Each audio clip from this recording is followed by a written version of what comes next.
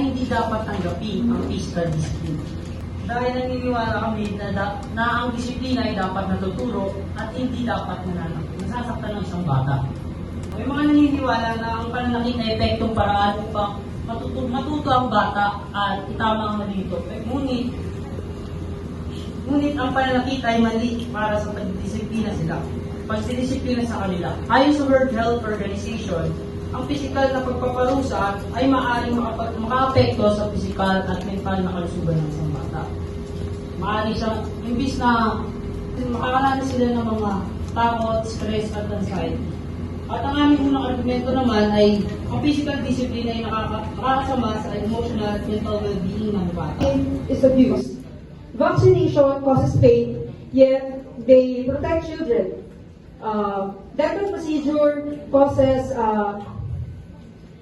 pain and they can hurt, but they are necessary.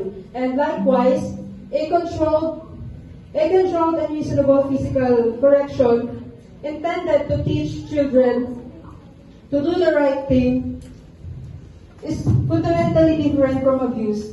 Therefore, I, on the negative side, completely disagrees with the affirmative, saying that the children and the only reason of children why oblige their parents is for fear's sake.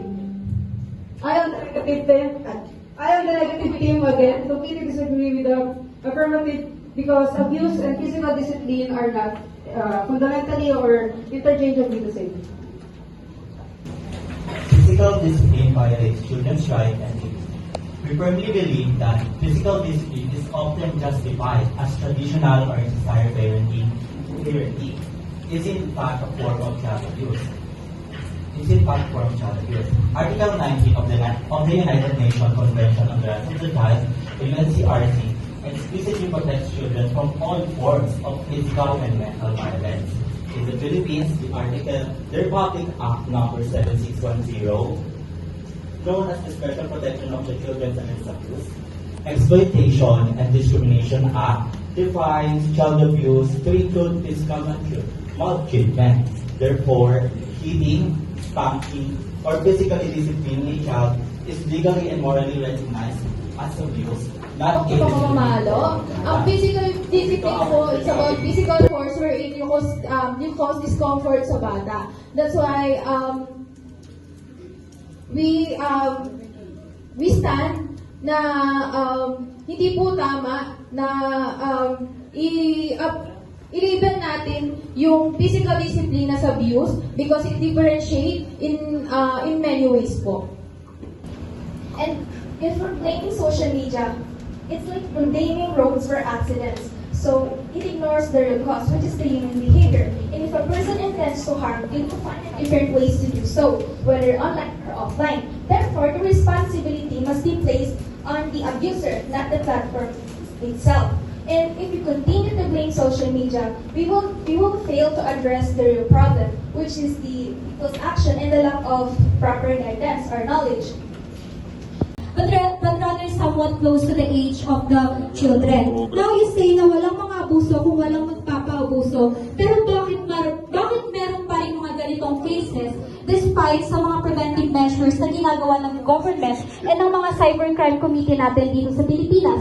Not just in the Philippines but also in the whole world.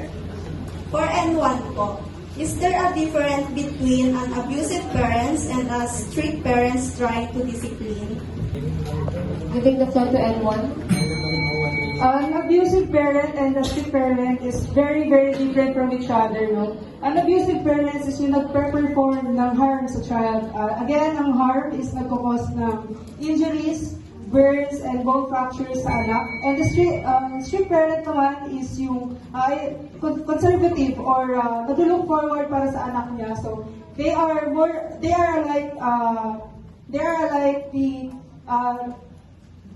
like the same pagdating sa part na nag-care for sila sa anak nila. Pero in terms of harm and abusive and strict, very, very different sila. Kasi nananakit niya abusive, while strict is nag-care for lang siya sa anak niya.